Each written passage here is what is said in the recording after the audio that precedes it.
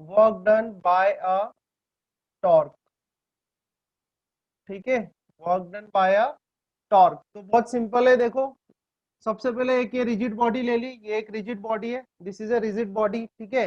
अब इस rigid body में एक पार्टिकल है पी, ठीक है।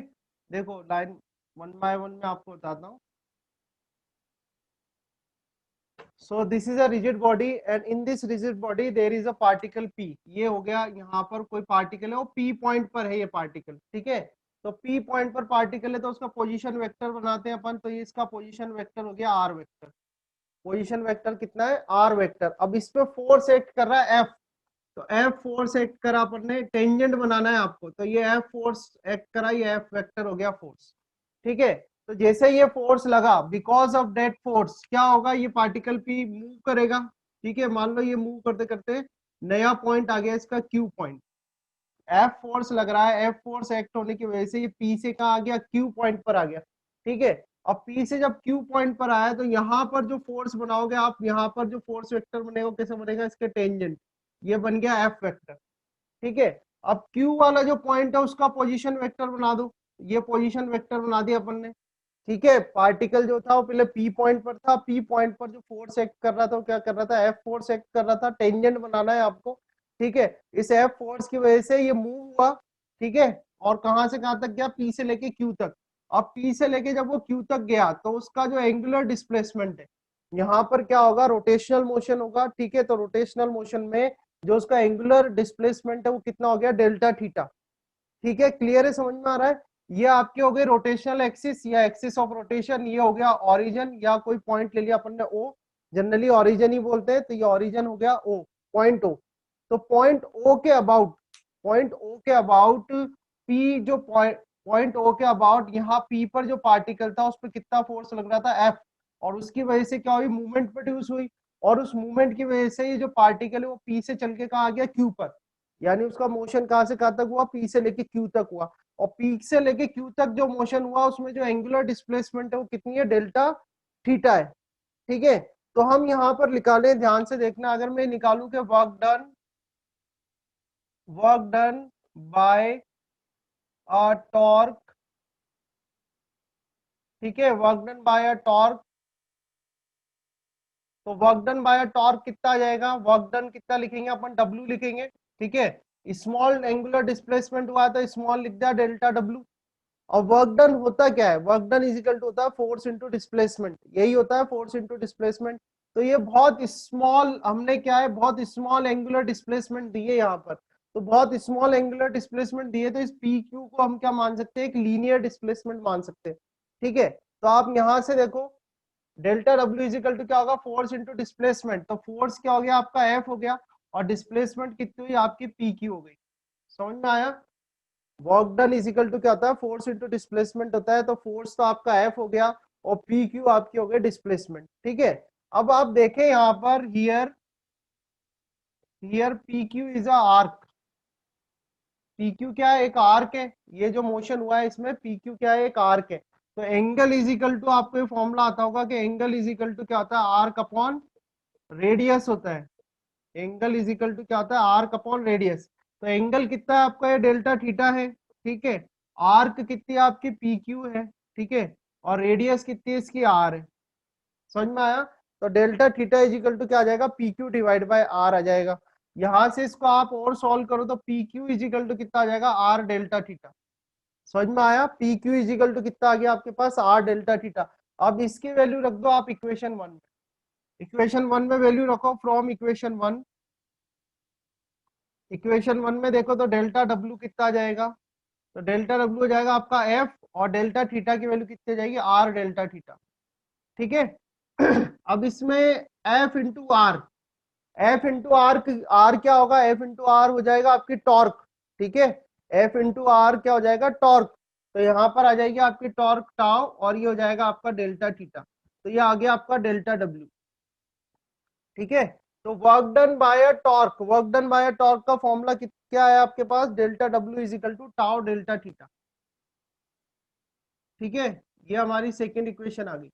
तो ये हमने क्या निकाल दिया, वर्क डन। पर ये वर्क डन किसके लिए निकाला है हमने, अगर डेल्टा थीटा एंगुलर डिस्प्लेसमेंट हो रही हो, ठीक है। अब मान लो कि हम निकालते हैं कि work done by torque, work done by torque for angular displacement, for angular displacement theta 1 to theta 2, theta 1 से थीटा 2 की एंगुलर डिस्प्लेसमेंट हो रही है, तो वर्क डन कितना होगा?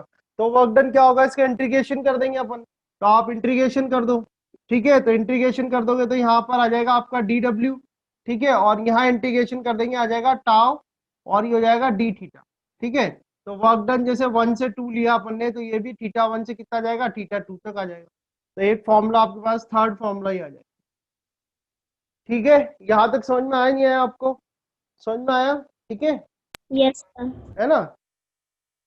अब इसी का एक फॉर्मूला, ये अलग अलग फॉर्म्स बता रहा हूं मैं, ताकि जब क्वेश्चंस करते हैं तब काम आता है। डेरिवेशन की जहां तक बात है, डेरिवेशन तो आपको समझ में आ गई, डेल्टा डब्ल्यू इजिकल टू कितना आ गया, टाउ डेल्टा थीटा आ गया, ये तो डेरिवेशन हो गई। एक फॉर्मूला ये हो गया कि भाई थीटा 1 से थीटा 2 तक होता है, ठीक है। तो क्या होगा वर्क डन का फॉर्मूला, और एक वर्क डन, और है सारे फॉर्मूले सेम ही है बट फॉर्म अलग अलग है। Work done by a variable torque, ठीक है। तो work done by variable torque का फॉर्मूला क्या बनेगा, W is equal to integration tau और डी थीटा, ठीक है। तो टाउ की कोई ना कोई वैल्यू आपको दे देंगे थीटा की फॉर्म में, उसको अपन यहाँ रख देंगे, फिर इंटीग्रेशन कर देंगे, तो ये work done by the variable torque का आपके पास फॉर्मूला आ जाएगा, ठीक है। यहाँ तक आया समझ में। अब आगे हम देखते हैं, इसी के साथ एक डेरिवेशन है कि delivered power delivered by a torque, ठीक है। पावर डिलीवर्ड बाय टॉर्क, तो देखो पावर का जो फॉर्मूला होता है, पावर होता है delta W by delta T, यानी rate of doing work. Power क्या होती है, rate of doing work, power is equal to delta W by delta T. इसको बोलते हैं एवरेज पावर, ठीक है। क्या बोलते हैं इसको, एवरेज पावर। तो एवरेज पावर का फॉर्मूला क्या हो गया, rate of doing work delta W by delta T. समझ में आए यहाँ तक? आगे देखो आप, डेल्टा डब्ल्यू आपने सॉल्व कर रखा है ये इक्वेशन से, डेल्टा डब्ल्यू इजिकल टू क्या होता है, टाउ डेल्टा थीटा। तो डेल्टा डब्ल्यू की वैल्यू रखो टाउ डेल्टा थीटा, और डेल्टा टी इसके नीचे कर दो, तो आपके पास आ रहा है delta theta by delta T, ठीक है। Delta theta by delta T क्या चीज होती है, कोई बताएगा? Rate of change in angular displacement. तो rate of change in angular displacement क्या होता है, एंगुलर वेलोसिटी, ठीक है। कोई दिक्कत नहीं है, rate of change in angular displacement क्या होता है, एंगुलर वेलोसिटी होता है। तो यहाँ पर हम इसको लिख देते हैं P इजिकल टू टाउ और ये ओमेगा, ठीक है। बहुत इंपॉर्टेंट फॉर्मूला है, काम आता है ये भी। तो ये फिफ्थ इक्वेशन आ जाएगी हमारे पास, ये पावर का फॉर्मूला आ जाएगा, power is equal to tau omega. Power कौन सी पावर है, ये वो पावर है जो टॉर्क की वजह से मिल रही है हमें, जो टॉर्क डिलीवर कर रहा है, वो पावर का फॉर्मूला कहता है टाउ ओमेगा, ठीक है। तो रोटेशनल मोशन में, रोटेशनल मोशन जब हो रहा है, तो रोटेशनल मोशन में जो पावर का फॉर्मूला वो क्या होता है, टाउ ओमेगा। अगर यही फॉर्मूला मैं रेक्टिलिनियर मोशन के लिए लिखने जाऊं तो क्या बनेगा, रेक्टिलिनियर मोशन आपने स्टडी किया हुआ है, वर्क पावर एनर्जी वाला चैप्टर आपने करा हुआ है।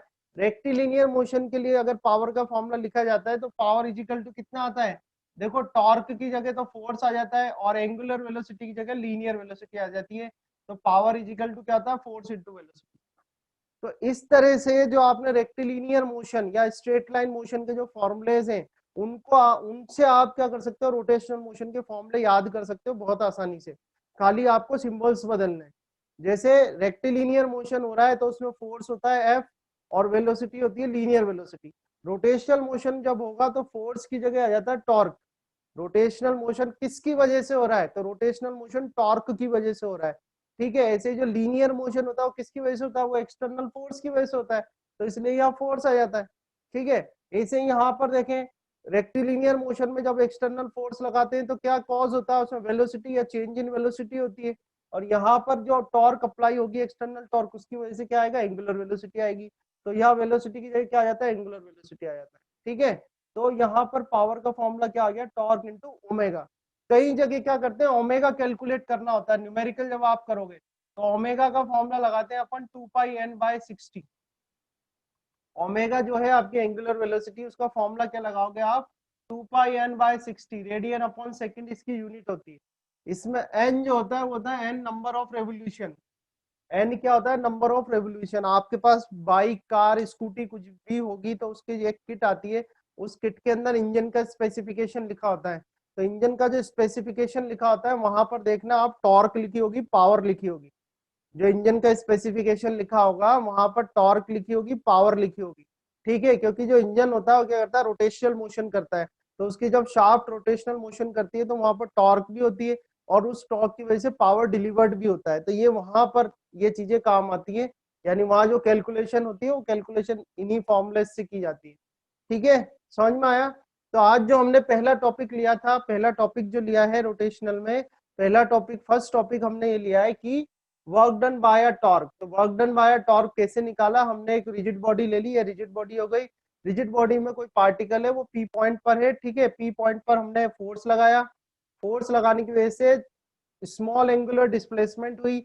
स्मॉल एंगुलर डिस्प्लेसमेंट कितने की हुई? डेल्टा थीटा की। ठीक है, तो हमने यहाँ पर निकाला कि work done by a torque. तो work done by a torque क्या होगा? Work done is equal to होता है फोर्स इनटू डिस्प्लेसमेंट। अब डिस्प्लेसमेंट आप कह सकते हो सर डिस्प्लेसमेंट तो एंगुलर डिस्प्लेसमेंट है, आपने पी क्यू को लिया। तो इसका जवाब ये है कि हमने बहुत स्मॉल डिस्प्लेसमेंट लिया है। इतना स्मॉल डिस्प्लेसमेंट लिया है कि ये जो आर्क है इसको अपन क्या मान सकते हैं? लीनियर मान सकते हैं। ठीक है, तो इसलिए हमने यहाँ पर इसको पी क्यू ले लिया। पी क्यू लेने के बाद angle is equal to arc upon radius का हमने फॉर्मूला लगाया। Angle is equal to arc upon radius का आप फॉर्मूला लगाओगे, देखो delta theta is equal to P Q by R आ गया। ऐसे P Q is equal to क्या आ गया? आर डेल्टा थीटा आ गया आपके पास। ठीक है, यहाँ तक बात समझ में आई? अब आगे क्या करा? वर्क डन निकाला आपने, तो एफ इंटू आर क्या होता है? टॉर्क होता है। तो ये टाउ आ गया आपका। ठीक है, तो delta theta is equal to tau into delta theta, delta W is equal to tau into delta theta. ये फॉर्मूला आपके पास आया वर्क डन का। अब अगर मान लो कि एंगुलर डिस्प्लेसमेंट जो हो रही है वो थीटा 1 से थीटा 2 तक हो रही है, तो क्या फॉर्मूला होगा? तो आप इसको इंटीग्रेट कर देना, ये आपके पास फॉर्मूला आ जाएगा। ऐसे ही आप आगे चलो, अगर वेरिएबल टॉर्क हो, वेरिएबल टॉर्क का मतलब है टॉर्क जो है वो चेंज हो रही है थीटा के साथ में, तो कोई ना कोई आपको इक्वेशन दे देगा, वो टाउ की कोई इक्वेशन दे देगा ये इसके साथ में। ठीक है, तो वो टाउ की वैल्यू यहाँ पर रख देना आप थीटा की फॉर्म में, उसको इंटीग्रेट कर देना। तो ये हो गया वेरिएबल टॉर्क के लिए। ठीक है, वेरिएबल टॉर्क के लिए वाला फॉर्मूला लगाना है आपको। न्यूमेरिकल आएगा जब तो मैं बता ही दूंगा आपको। फिर रही बात पावर की, पावर क्या होता है? तो पावर होता है रेट ऑफ डूइंग वर्क। अब ये पावर रोटेशनल मोशन में कौन डिलीवर करेगा? तो ये पावर रोटेशनल मोशन में किसकी वजह से आएगी? टॉर्क की वजह से आएगी। जैसे लीनियर मोशन में फोर्स होता है, ऐसे रोटेशनल मोशन में क्या होता है? टॉर्क होता है। ठीक है, तो पावर का फॉर्मूला होता है rate of doing work, delta W by delta T करोगे। डेल्टा डब्ल्यू आपने कैलकुलेट किया ही हुआ, ये रहा टाउ इंटू डेल्टा थीटा। तो टाउ इंटू डेल्टा थीटा यहाँ रखना, तो delta theta by delta T आएगा आपके पास। तो delta theta by delta T क्या है? Rate of change in angular displacement. Rate of change in angular displacement क्या होता है? एंगुलर वेलोसिटी होता है, तो उसको ओमेगा से रिप्रेजेंट करते हैं, ओमेगा आ गया। तो फॉर्मूला आ गया आपके पास P is equal to tau omega. इस फॉर्मूले को आप लीनियर वाले से भी याद रख सकते हो। लीनियर मोशन जब होता है, स्ट्रेट लाइन मोशन जब होता है, उसमें पावर का फॉर्मूला होता है फोर्स इंटू वेलोसिटी। तो यहाँ पर फोर्स की जगह टॉर्क कर देना, लीनियर वेलोसिटी की जगह एंगुलर वेलोसिटी कर देना, तो फॉर्मूला आपके पास हो जाएगा power is equal to tau into omega. Numerical जब करोगे तो आपको ओमेगा कैलकुलेट करना होगा। तो ओमेगा कैसे कैलकुलेट करोगे? 2πn/60 से, रेडियन अपॉन सेकेंड। तो इससे आप जो है ओमेगा को कैलकुलेट कर ले। ठीक है, तो ये हमारी फर्स्ट डेरिवेशन है, देख लो आप एक बार।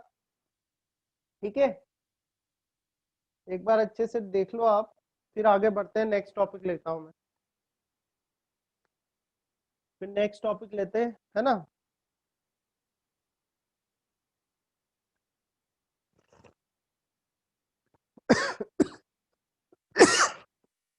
कोई क्वेश्चन करना है? कुछ क्वेश्चन पूछना है आपको किसी को भी?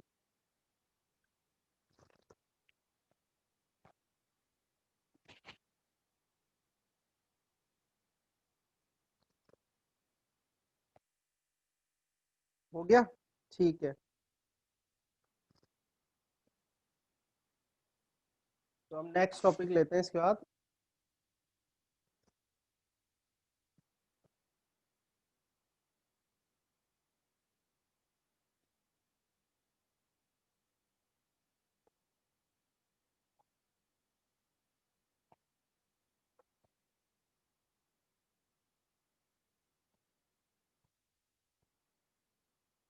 तो टॉर्क हमने स्टडी कर लिया, है ना?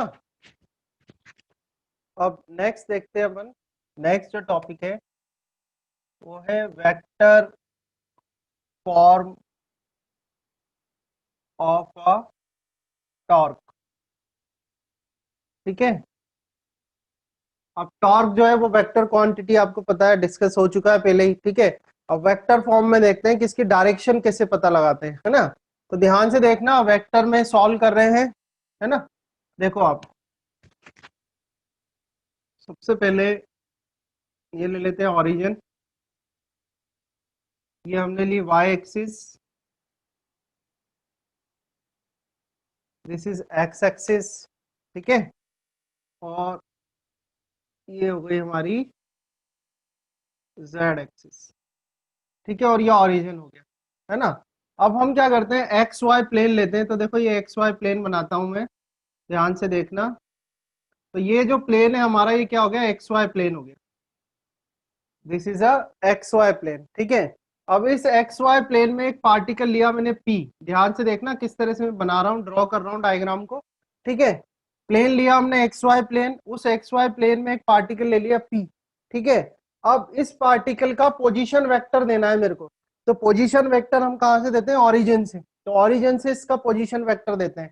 तो ओरिजिन से हम इसका पोजीशन वेक्टर बनाते हैं कुछ इस तरीके से। ठीक है, यहाँ थोड़ा सा शिफ्ट कर लो। ठीक है, तो ये पोजीशन वेक्टर आ गया इसका, ये आ गया आर वेक्टर। तो आर वेक्टर क्या हो गया, पोजीशन वेक्टर हो गया। अब इस अगर इस पार्टिकल को मुझे टॉर्क देनी है तो इस पर फोर्स लगाना पड़ेगा। ठीक है, तो हम इस पर फोर्स अप्लाई करते हैं। तो फोर्स हम लगा रहे हैं, इस तरह से फोर्स लगाया, तो ये फोर्स की डायरेक्शन आ गई, ये एफ वेक्टर आ गया। ठीक है, ये फोर्स लगाया मैंने एफ वेक्टर। ठीक है, अब देखो, आप यहाँ ध्यान से देखो कि ये जो इस पी पार्टिकल पर फोर्स का जो वेक्टर है वो क्या है, एफ वेक्टर है। पी पार्टिकल पर जो फोर्स का वेक्टर है वो क्या है, एफ वेक्टर है। और पी पार्टिकल का जो पोजीशन वेक्टर है वो क्या है, आर वेक्टर। ठीक है, तो ये पोजीशन वेक्टर और जो फोर्स वेक्टर है, ये दोनों कौन से प्लेन में है। तो ये दोनों कौन से प्लेन में, एक्स वाई प्लेन में। दिख रहा है आपको, ये दोनों किस में है, एक्स वाई प्लेन में है। तो जैसे ही मैं इसको रोटेट करता हूं, देखो ये जो पोजीशन वेक्टर है, ये पोजीशन वेक्टर किस डायरेक्शन में रोटेट होगा। तो ये पोजीशन वेक्टर, यहाँ देखना, ये जो पोजीशन वेक्टर है, ये पोजीशन वेक्टर किस डायरेक्शन में रोटेट होगा, उस डायरेक्शन में ये मूव करेगा जिस डायरेक्शन में कि फोर्स लग रहा है। तो फोर्स लग रहा है तो कुछ इस तरीके से मूव करेगा। दिख रहा है आपको, यहाँ ओ पर है पोजीशन वेक्टर, यहां से इस तरह से ये आगे रोटेट करेगा। ठीक है, अगर मैं इसका बनाना चाहूं तो ये कुछ इस तरह से पार्टिकल ये आगे रोटेट करेगा, इधर आगे आ जाएगा। ठीक है, समझ में आ रहा है। तो हमें ये पता करना है कि ये जो मूवमेंट ऑफ फोर्स है, यानी मूवमेंट ऑफ फोर्स मतलब जो टॉर्क है, तो टॉर्क की डायरेक्शन क्या होगी। ठीक है, तो मैं यहाँ लिखता हूं कि movement of force, movement of force on on particle P. ठीक है, मूवमेंट ऑफ फोर्स मतलब टॉर्क, मूवमेंट ऑफ फोर्स यानी कि torque on particle P about about a point O. O point के अबाउट निकाल रहे हैं, about a point O is given by, कैसे देते हैं अपन उसको, अपन देते हैं tau vector is equal to R vector cross F vector. ये हम देते हैं इसको वेक्टर फॉर्म में। ठीक है, tau vector is equal to R vector cross F vector. ठीक है, नाउ आर वेक्टर क्या है आपका, यहाँ पर पोजीशन वेक्टर है। किसका पोजीशन वेक्टर है, ये जो पार्टिकल पी है उसका पोजीशन वेक्टर है। देन एफ वेक्टर क्या है, फोर्स वेक्टर। फोर्स वेक्टर कौन सा, फोर्स वेक्टर जो कि एक्ट कर रहा है इस पी पॉइंट पे। ठीक है, now R vector and F vector यानी कि position vector and the force vector both are in X Y plane. ठीक है, both are in X Y plane, दोनों किस में है, एक्स वाई प्लेन में है। ठीक है, then the then the torque vector, then the torque vector, ध्यान रखना मैं लिख रहा हूं, then the torque vector will be perpendicular perpendicular to X Y plane. तो अभी तो मैंने एक्स वाई प्लेन लिया था इसलिए मैं एक्स वाई प्लेन लिख रहा हूं, नहीं तो आप ध्यान रखना कि जिस भी प्लेन में आपके पोजीशन वेक्टर और फोर्स वेक्टर होंगे, जैसे यहां पर मेरे पोजीशन वेक्टर और फोर्स वेक्टर किस में थे, एक्स वाई प्लेन में, तो जिस भी प्लेन में आपके फोर्स वेक्टर और पोजीशन वेक्टर होंगे उसके परपेंडिकुलर जो होगा, उसके परपेंडिकुलर आपके टॉर्क की डायरेक्शन होगी। जैसे यहाँ पर टॉर्क की डायरेक्शन क्या होगी, ये इनके दोनों के परपेंडिकुलर यहाँ पर, तो यहाँ पर मैं क्या लिखूंगा, tau vector is equal to R vector cross F vector. ठीक है, अब R vector cross F vector किसे आया, तो R vector cross F vector ऐसे आया कि इसको आप यहाँ रखो ऊपर, ये आपका आर हो गया। तो कौन स्विप करेगा, यानी कौन चलेगा, ये आर वेक्टर मूव होगा इस तरीके से। तो R vector cross F vector, R कहाँ जा रहा है, एफ की तरफ जा, एफ जो लग रहा है एफ की वजह से इधर इस तरफ मोशन करेगा।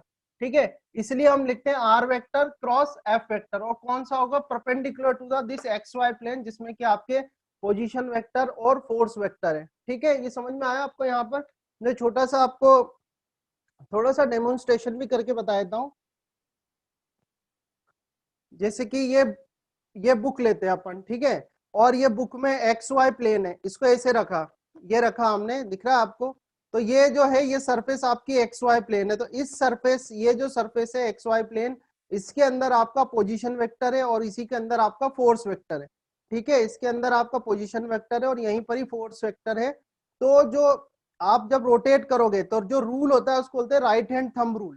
तो राइट हैंड थंब रूल के अंदर क्या करते हैं, जो अपनी फिंगर होते हैं, दीज आर द फिंगर्स, तो फिंगर्स को हम रोटेट करते हैं। यहाँ ध्यान से देखना, ये दिख रहा है आपको, ये आपका एक्स वाई प्लेन है। तो अगर मैं ये फिंगर को रोटेट करूं इन द डायरेक्शन ऑफ फोर्स, तो जो मेरी फिंगर है वो क्या है, पोजीशन वेक्टर है। तो पोजीशन वेक्टर को फोर्स की डायरेक्शन में मूव कर रहा हूं, मैं कर्ल कर रहा हूं, ये देखो ये कर्ल कर रहा हूं। तो जो थंब होगा मेरा, वो थंब किसकी डायरेक्शन को रिप्रेजेंट करेगा, टॉर्क की डायरेक्शन। ठीक है, ये मेरी फिंगर्स तो हो गई पोजीशन वेक्टर, पोजीशन वेक्टर को फोर्स की डायरेक्शन में मैंने रोटेट करा। जैसे मैं इसको रोटेट करूंगा फिंगर्स को, तो जो थंब होगा मेरा, वो थंब किसको रिप्रेजेंट करेगा, टॉर्क की डायरेक्शन को। तो आप देख सकते हो अगर ये एक्स वाई प्लेन है तो टॉर्क मेरी क्या आएगी, इनके परपेंडिकुलर, इस एक्स वाई प्लेन के परपेंडिकुलर आएगी। ठीक है, समझ में आ रही है बात आपको। तो इस तरह से आपको जो है टॉर्क की डायरेक्शन निकालनी है। तो अब डायरेक्शन कौन से रूल से निकाली जाती है, राइट हैंड थंब रूल। क्या लगाते हैं इसमें, राइट हैंड थंब रूल। ठीक है, अब राइट हैंड थंब रूल में क्या करते हैं, द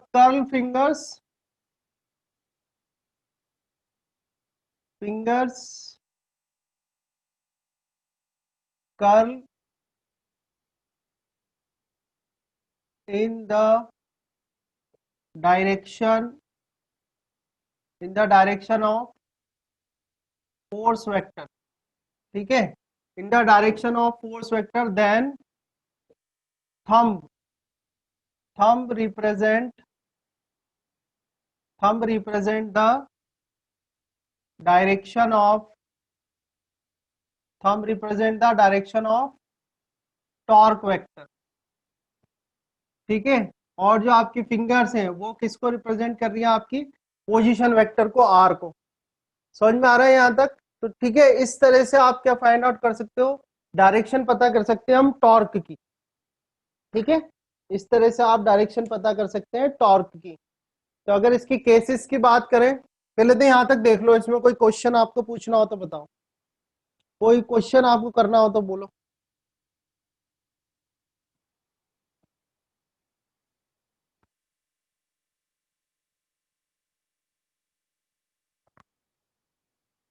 ठीक है, समझ में आ रहा है, समझ में आ रहा है डायरेक्शन कैसे निकालोगे, है ना। यस। फिंगर जो है आपकी, फिंगर आपकी पोजीशन वेक्टर होंगी, उन फिंगर को जो फोर्स वेक्टर है उसकी डायरेक्शन में रोटेट करना है। तो जो आपका थंब है, थंब किसको रिप्रेजेंट करेगा, टॉर्क की डायरेक्शन को रिप्रेजेंट करेगा। ठीक है, इतना सा आपको करना है। इसके अगर केसेस की बात की जाए तो बहुत सिंपल है, ये मैंने आपको लास्ट क्लास में बताया कि कुछ केसेस दिए हुए हैं इसमें। जैसे स्पेशल केसेस की बात करें तो ये फर्स्ट केस है कि theta is equal to 180 degree. अगर थीटा जो है वो 180 डिग्री हो, ठीक है 180। अच्छा, थीटा क्या है इसमें, थीटा क्या चीज है, angle between position vector and force vector, position vector और फोर्स वेक्टर के बीच का एंगल है थीटा। अब मान लो इनके बीच का एंगल जो है वो कितना हो आपका 180 डिग्री हो, तो टॉर्क कितना होगा? टॉर्क अगर मैं निकालू तो क्या आएगा? आर एफ, ठीक है, और साइन 180 डिग्री। साइन 180 डिग्री कितना होता है बोलो? साइन 180 डिग्री मालूम है ना आपको? साइन 180 डिग्री कितना होगा? जीरो होगा, ठीक है। जीरो होगा तो जीरो टॉर्क आ जाएगी। वैसे भी मैंने कल आपको समझाया है कि जैसे ये हमारा है, इसको रोटेट करना है आपको, पेन को रोटेट करना है, तो along the this radial direction, ये अगर रेडियल डायरेक्शन ले लूं तो इसके अलोंग अगर मैंने फोर्स लगाया तो कभी रोटेट होगा? नहीं होने वाला रोटेट, क्योंकि इनके बीच का एंगल कितना है? 180 डिग्री है। और साथ ही अगर इस डायरेक्शन में भी लगाऊं तब भी नहीं होगा rotate. Along the radial direction rotation नहीं होने वाला है, ठीक है। तो इसलिए आ गया जीरो। अब मान लो थीटा इज इक्वल टू कितना हो? 90 डिग्री हो, तो 90 डिग्री क्या आएगा? R F sine 90 degree. Sine 90 कितना आ जाएगा? 1, तो ये आ गया आर एफ। तो यहाँ पर टॉर्क आपको कितनी मिल जाएगी? आर एफ मिल जाएगी। तो एक केस तो आपको ध्यान रखना है, ठीक है। और थर्ड बात क्या है कि कब मैक्सिमम होगा? तो torque will B maximum, torque will B maximum when, तो आप देख सकते हो एक तो थीटा इजिकल टू 90 डिग्री कर रहे हो आप, तो थीटा इजिकल टू 90 पे आर एफ मिल रहा है। Second thing, when R is maximum, ठीक है, then also tau is maximum. जब आर मैक्सिमम होगा तब भी, ये हम बात कर रहे हैं सेम फोर्स के लिए, द फोर्स इज सेम। तो फोर्स अगर सेम है तो अगर आप रेडियस अगर बढ़ा दोगे तो टॉर्क भी जो है बढ़ जाएगा। आपने देखा होगा जैसे कभी आपने स्टेपनी यूज करी हो कार का टायर खोलने के लिए, कार का जो टायर है उसको ओपन करने के लिए आपने स्टेपनी यूज करी हो, तो जो टूल आप लगाते हो, टूल अगर पास से पकड़ोगे तो इतनी टॉर्क जनरेट नहीं होगी, इतना इजीली वो ओपन नहीं होगा। आप जितनी दूर से पकड़ोगे, तो जितनी दूर से आप फोर्स अप्लाई लगाओगे, डिस्टेंस जितनी इंक्रीज कर दोगे, ठीक है, उतना ही ज्यादा टॉर्क प्रोड्यूस होगा और उतना ही जो आपका जो भी आप ओपन कर रहे हो नट बोल्ट को, वो इजीली ओपन हो जाएगा, ठीक है। तो इस क्यों क्यों हो जाता है ऐसा? क्योंकि रेडियस इंक्रीज हो जाती है, और रेडियस इंक्रीज होने की वजह से क्या होता है? टॉर्क इंक्रीज हो जाता है। टॉर्क क्या होता है? मूवमेंट ऑफ फोर्स होता है, ठीक है। तो ये पूरी बात हुई, हमने बात करी vector form of a torque, plus हमने बात करी कि डायरेक्शन कैसे निकाली जाती है, ठीक है। तो डायरेक्शन के लिए रूल कौन सा होता है? Right hand thumb rule. जो फिंगर्स होती है वो क्या होती है हमारी? वेक्टर पोजीशन वेक्टर होती है। पोजीशन वेक्टर को किस में घुमाना है आपको? फोर्स वेक्टर की डायरेक्शन में घुमाना है। तो जो थंब होगा हमारा, थंब किसको रिप्रेजेंट करेगा आपके? वो टॉर्क की डायरेक्शन को रिप्रेजेंट करेगा, टॉर्क वेक्टर को रिप्रेजेंट करेगा, ठीक है। तो ये सारा हमने ये टॉपिक आपको आज कराया है, अभी इसको देख लो आप, फिर इन्हीं को आगे कंटिन्यू करेंगे अपन।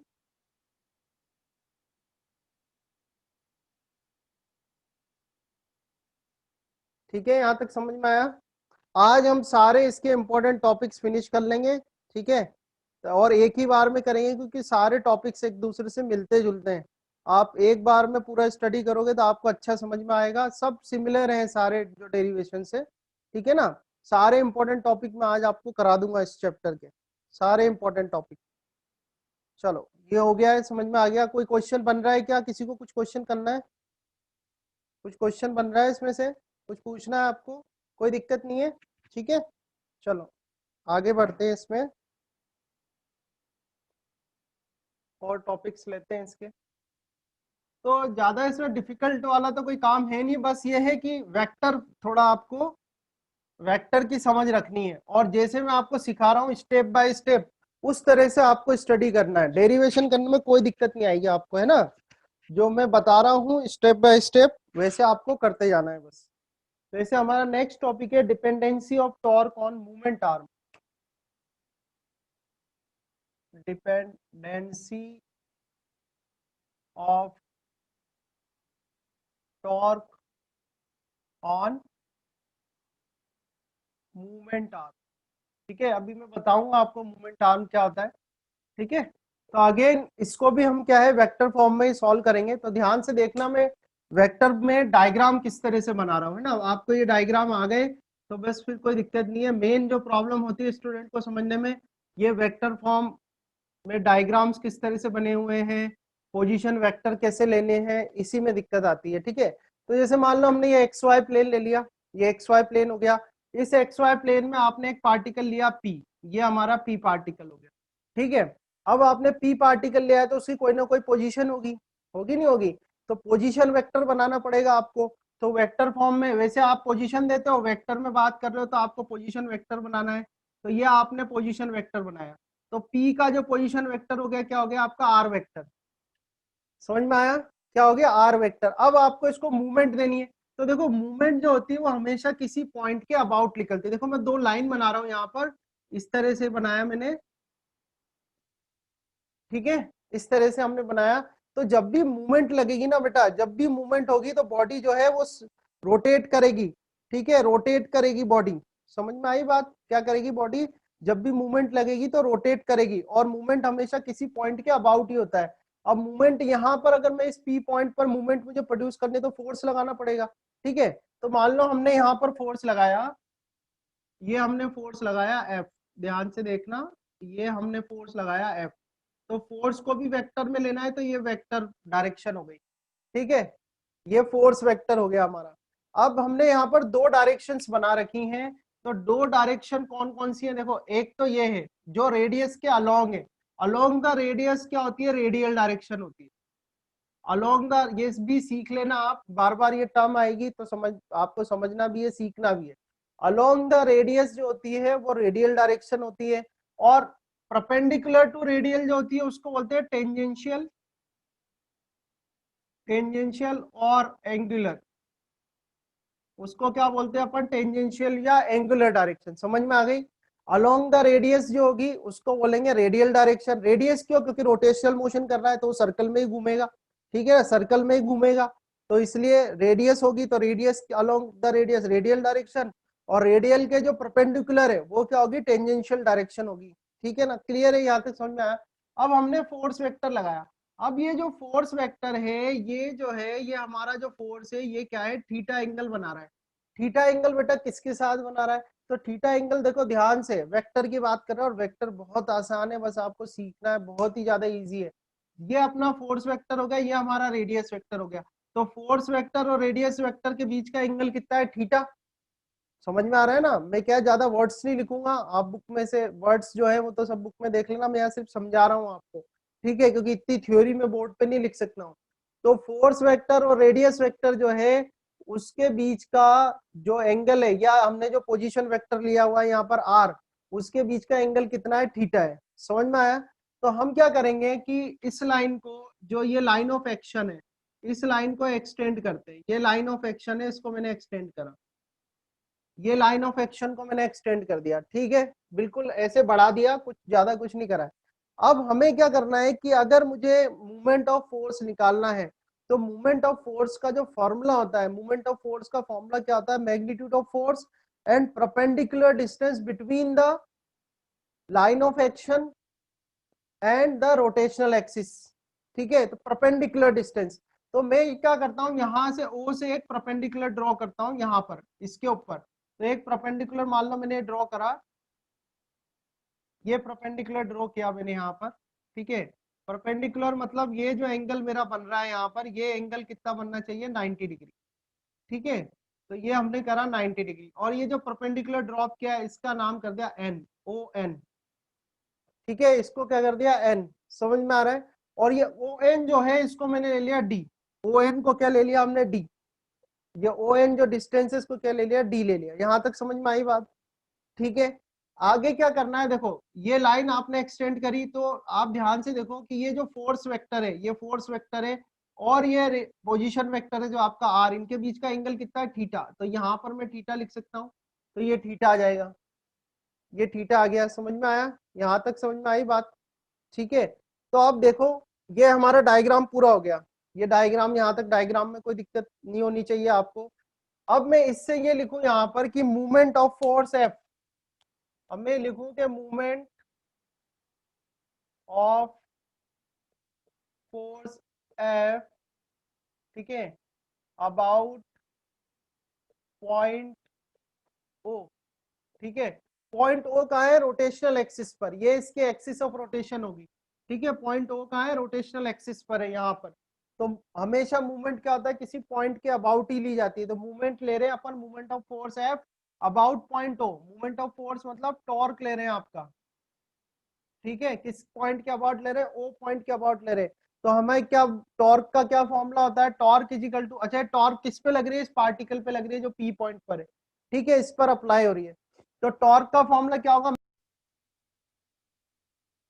ठीक है, तो जो टॉर्क है मोमेंट ऑफ फोर्स एफ, यानी कि torque about point O point कहाँ है, रोटेशनल एक्सिस पर है, ठीक है। तो टॉर्क इज इक्वल टू क्या था, एफ आर साइन थीटा, ये हमने स्टडी किया हुआ है।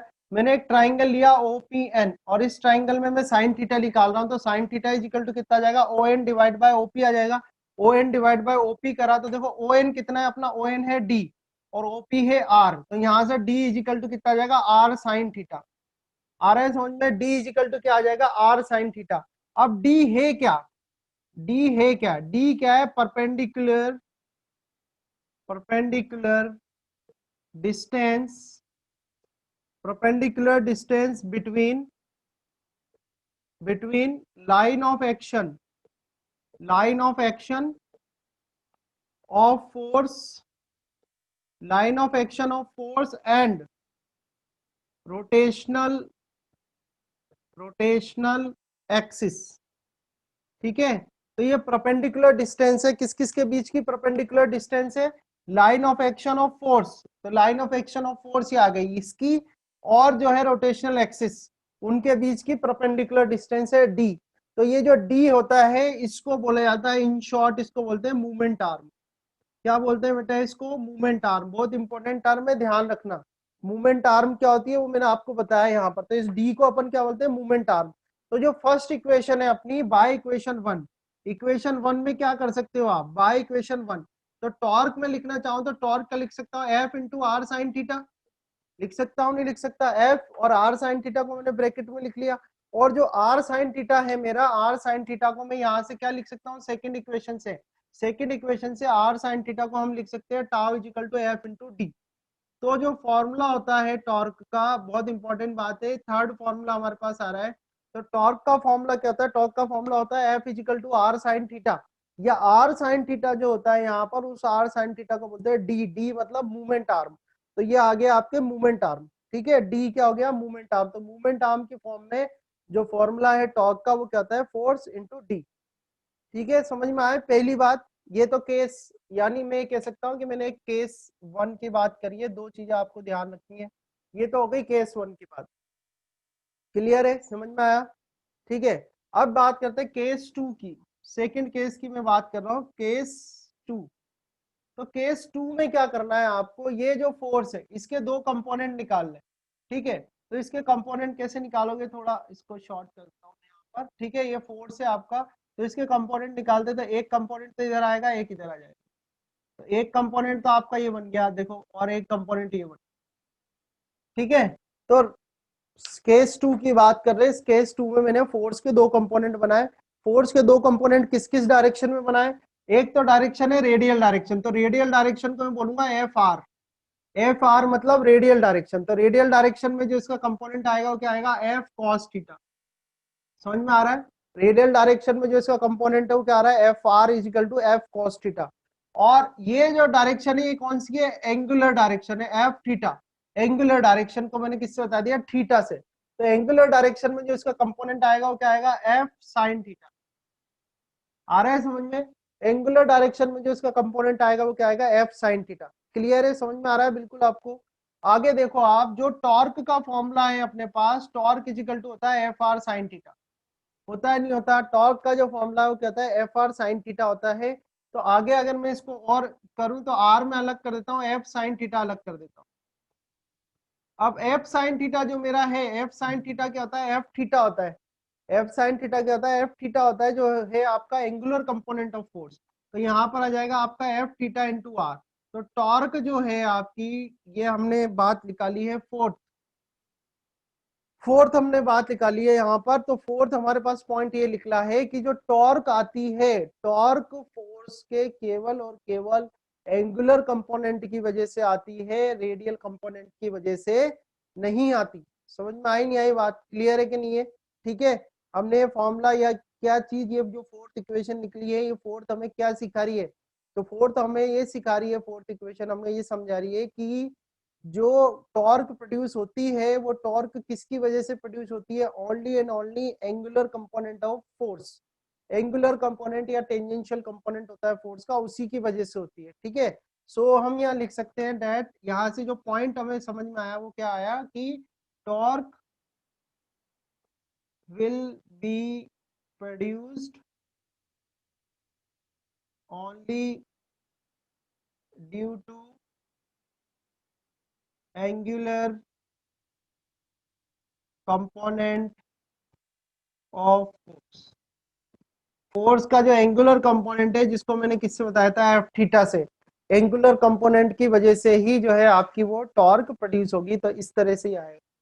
ठीक है, तो ये एक कंप्लीट टॉपिक था जिसमें हमने बात करी कि भाई what is the dependency of torque on movement arm. तो मूवमेंट आर्म पे किस तरह से डिपेंड करता है वो हमने यहाँ पर लिख लिया, tau is equal to F into D. ठीक है, और ये एक फॉर्मूला यहाँ से आ गया। दूसरा केस हमने स्टडी करा कि जो फोर्स है उसके दो कंपोनेंट हैं, एक आपका एंगुलर कंपोनेंट हो गया, एक आपका रेडियल कंपोनेंट हो गया। तो जो टॉर्क प्रोड्यूस होगी आपकी, वो टॉर्क किसकी वजह से प्रोड्यूस होगी? Only because of that angular component of force. ठीक है, तो ये टॉपिक था। इसमें कुछ क्वेश्चन आपका बन रहा हो तो बताओ। कुछ क्वेश्चन आपका बन रहा हो तो बताओ। आगे एक छोटा सा टॉपिक और है, वो लेते हैं। ठीक है, समझ में आया? बोलो बेटा। ओके, जो लोग, जो भी जिसको समझ में आ रहा है, कोई क्वेश्चन पूछना हो आपको, कोई क्वेश्चन बन रहा हो, क्वेश्चन पूछ सकते हो आप। समझ में आया? ठीक है भाई, अंडरस्टूड। ओके, तो यहाँ तक हो गया। टॉर्क का ऑलमोस्ट अपन फिनिश करने वाले हैं। एक छोटा सा टॉपिक और रह रहा है टॉर्क के अंदर। ठीक है, और देखो अगर आपको ये सब समझ में आ रहा है, टॉर्क से रिलेटेड समझ में आ रहा है, तो सेम टू सेम डेरिवेशन से एंगुलर मोमेंटम की, सेम टू सेम डेरिवेशन से एंगुलर मोमेंटम की बहुत इजीली आपको एंगुलर मोमेंटम भी समझ में आ जाता है। अदरवाइज प्रॉब्लम ये होती है कि अब ये क्वेश्चन जब आपको वेक्टर फॉर्म में दिए जाते हैं तो मोस्टली स्टूडेंट से वो बनते ही नहीं है वेक्टर फॉर्म में। ठीक है, तो इसलिए मैं आपसे कह रहा हूँ कोई डाउट हो तो भी आप पूछ सकते हो। अब यहाँ पर हम एक नेक्स्ट टॉपिक ले रहे हैं, rectangular component of, rectangular component of torque. Torque की बात कर रहे हैं, रेक्टेंगुलर कंपोनेंट ऑफ टॉर्क। तो बहुत इजी है, रेक्टेंगुलर कंपोनेंट हमने स्टडी किए हुए हैं।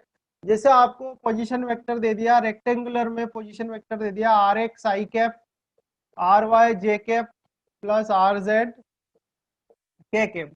तो ये तो किसी पार्टिकल का पोजीशन वेक्टर दे दिया आपको रेक्टेंगुलर कंपोनेंट में। ऐसे ही जो उसमें फोर्स लग रहा है उसका जो फोर्स वेक्टर है वो आपको दे दिया F x I cap plus F Y J cap plus F Z K cap. यह आपको दे दिया फोर्स वेक्टर। ठीक है, तो आपको टॉर्क निकालना है, तो टॉर्क आराम से आप निकाल सकते हो। आपको मालूम है tau is equal to R cross F होता है। ठीक है, एफ क्रॉस आर नहीं कर सकते हो, आपको फॉर्मूला ऐसे ध्यान रखना है, आर क्रॉस एफ। तो ये क्या है? वेक्टर प्रोडक्ट है, और वेक्टर प्रोडक्ट में कैसे सॉल्व करते हैं मैंने आपको सिखा रखा है। वेक्टर प्रोडक्ट के लिए करोगे tau vector is equal to इस तरह से, यहाँ लिख देना आप I cap J cap K cap. ठीक है, सबसे पहले आर के लिखने हैं, आर के कंपोनेंट लिख दो, R X R Y R Z, ये आर के आ गए। फिर एफ के लिए लिखो, तो एफ के लिए आ जाएगा F X F Y F Z. ठीक है, फिर क्या करना है आपको? इधर प्लस लगाना है, इधर माइनस लगाना है, इधर प्लस लगाना है। ठीक है, अब आपको सॉल्व करना है आगे, तो सॉल्व करो। देखो आप सबसे पहले क्या करेंगे, हम इसको कैंसिल करो।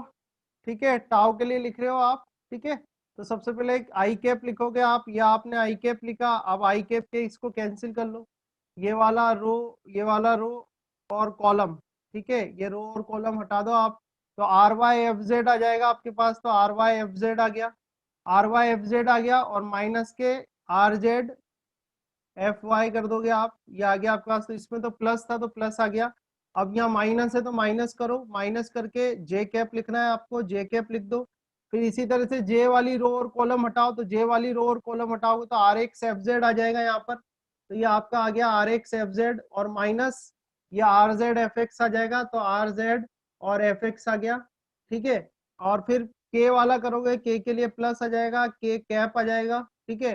के वाले रो और कॉलम हटा दो, के वाले रो और कॉलम हटाओ, तो आर एक्स एफ वाई आएगा, तो आर एक्स एफ वाई आ गया, और minus R Y F X आ जाएगा, ठीक है। तो इस तरह से सॉल्व करना, ये ऑलरेडी मैंने आपको वेक्टर वाले चैप्टर में सिखा भी रखा है ना, और अभी तो मैंने बता ही दिया है।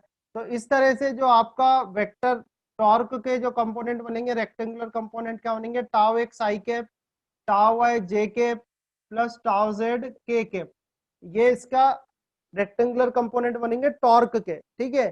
तो यहाँ से आपको टाउ एक्स निकालना है, तो टाउ एक्स कितना आ जाएगा, टाउ एक्स इजिकल टू ये आ गया आपका R Y F Z minus R Z F Y, ये आपका टाउ एक्स आ गया। टाउ वाई निकालना है आपको, तो टाउ वाई की वैल्यू रख सकते हो, ये वाला कंपोनेंट, ये टाउ वाई की वैल्यू आ जाएगी आपकी। अब ये माइनस है और ये आप यहाँ पर प्लस में कर रहे हो, ठीक है। तो इस माइनस को आपको क्या करना पड़ेगा, अंदर मल्टीप्लाई करना पड़ेगा, तो माइनस को अंदर मल्टीप्लाई कर दो, तो देखो क्या आएगा आपके पास आंसर। यहाँ से माइनस को अपन अंदर ले लेते हैं, ये वाली टर्म मैं आपको सॉल्व करके बता देता हूँ। माइनस जैसे ही अंदर लोगे आप, तो ये वाला आ जाएगा आपके माइनस के आर एक्स एफ जेड, मैं थोड़ा सा बता देता हूँ और सॉल्व करके, माइनस माइनस प्लस कर दोगे तो ये आ जाएगा आर जेड एफ एक्स, ठीक है। तो यानी कि आर जेड एफ एक्स तो आपका आगे आ जाएगा आर जेड एफ एक्स, और minus R X F Z, ये आ जाएगा आपका वाई कंपोनेंट, और जेड कंपोनेंट में कोई दिक्कत है ही नहीं है, तो प्लस का साइन लगा हुआ है आपके, तो ये आ जाएगा R X F Y minus R Y F X, ठीक है। तो इस तरह से आप रेक्टेंगुलर कंपोनेंट में भी निकाल सकते हो, ये रेक्टेंगुलर कंपोनेंट में आ गया आपके पास, ठीक है। ये टर्म कोई सॉल्व करने की ज्यादा जरूरत तो नहीं है ना, ये समझ में आ गई आपको। और फिर भी अगर किसी को और दिक्कत हो, क्यों किया है मैंने ऐसा, तो ये इसलिए क्या है क्योंकि यहाँ पर हमने प्लस में लिखा हुआ है इक्वेशन, तो आपको इसको प्लस में ही लाना पड़ेगा। तो tau vector is equal to, इसे आपने करा I cap R Y F Z minus R Z F Y, ये तो ये हो गया, ये माइनस करोगे minus R X F Z, ये जे कैप हो गया आपका, और plus R Z F X, ये हो गया जे कैप, और इधर कोई दिक्कत ही नहीं है, प्लस का के कैप है आपका, ठीक है। प्लस का के कैप है, तो यहाँ पर हो गया आपके R X F Y minus R Y F X, ठीक है। इसको भी प्लस में बना लो, तो I cap R Y F Z minus R Z F Y, और प्लस वाली टर्म पे ले लो, तो प्लस जे कैप यहाँ ले लो आप, तो अंदर कितना बचेगा आर जेड एफ एक्स, और ये minus R X F Z, ये हो गया आपका, और प्लस के कैप, और ये आ जाएगा R X F Y minus R Y F X, ठीक है। समझ में आया, ये भी सॉल्व कर दिया मैंने भाई, किसी को दिक्कत हो तो अब आप कंपेयर करके देख लो, R Z F X minus R X F Z, तो ये हमने क्या कर लिया, रेक्टेंगुलर कंपोनेंट में जो है आपके टॉर्क की वैल्यू क्या होगी वो सॉल्व कर लिया। समझ में आ गया यहाँ तक, देख लो, आपको किसी को कोई क्वेश्चन हो, कुछ पूछना हो तो बताओ, ठीक है।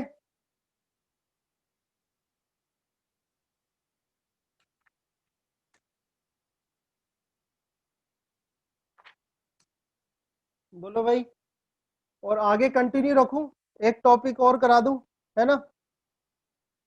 पहले तो ये देख लो, इसमें कोई क्वेश्चन बन रहा हो, आपको कोई दिक्कत हो तो पूछ लो, और फिर बताओ आगे कंटिन्यू करूं मैं, एक टॉपिक और करा दूं, देख लो आप, जब तक मैं इंक फिल कर रहा हूँ कोई भी क्वेश्चन। चलो, फिर तो करेंगे परसों, जब भी क्लास आएगी आपकी, ठीक है। इतना अच्छे से स्टडी कर लेना आप लोग, ठीक है, नोट कर लो या जो भी है। एक बार और बता देता हूँ मैं, देख लो अभी टाइम बाकी है ना, तो नेक्स्ट टॉपिक नहीं कराता आपको, नेक्स्ट तो फिर बाद में कर लेंगे, है ना। अभी 10 मिनट है, 10 मिनट के लिए बता देता हूँ। तो यहाँ कराया हमने physical meaning of angular momentum, तो हमने सबसे पहले क्या लिया, कोई पार्टिकल ले लिया पी पर, उस पी पार्टिकल की पोजीशन ले ली अपन ने आर वेक्टर, तो आर वेक्टर उसकी पोजीशन हो गई, ठीक है। वहां पर जो लीनियर मोमेंटम हमारा एक्ट कर रहा है, वो लीनियर मोमेंटम वेक्टर क्या कर दिया, पी वेक्टर कर दिया। पोजीशन वेक्टर और लीनियर मोमेंटम वेक्टर जो है उनके बीच का एंगल कितना कर दिया, थीटा हो गया, ठीक है। उसके बाद क्या करना, अब इस लाइन ऑफ एक्शन को एक्सटेंड करना, इस लाइन ऑफ एक्शन पर ओ से, ओ कहां पर है, रोटेशनल एक्सिस पर है, पॉइंट ओ, ओ से आपको क्या करना है, एक परपेंडिकुलर ड्रॉप करना है, आपने परपेंडिकुलर ड्रॉप करा ओ क्यू, ठीक है, उस ओ क्यू का नाम कर देना डी, ये परपेंडिकुलर ड्रॉप करा तो आपके पास एक ट्राइंगल बना, तो ये एंगल थीटा है, इधर भी ये भी थीटा आ जाएगा, ठीक है, तो आपको ये ट्राइंगल मिल गया ओ पी क्यू। अब ओ पी क्यू जो है उसके अंदर आप फॉर्मूला लगाओ, साइन थीटा आपके पास डी बाई आर आ जाएगा, तो D is equal to R sine theta आ जाएगा। एंगुलर मोमेंटम जो होता है उसका फॉर्मूला होता है आर पी साइन थीटा, ठीक है, तो इसमें आर साइन थीटा की वैल्यू क्या रख सकते हो, डी रख सकते हो, तो एंगुलर मोमेंटम क्या आ गया आपके पास, पी इंटू डी।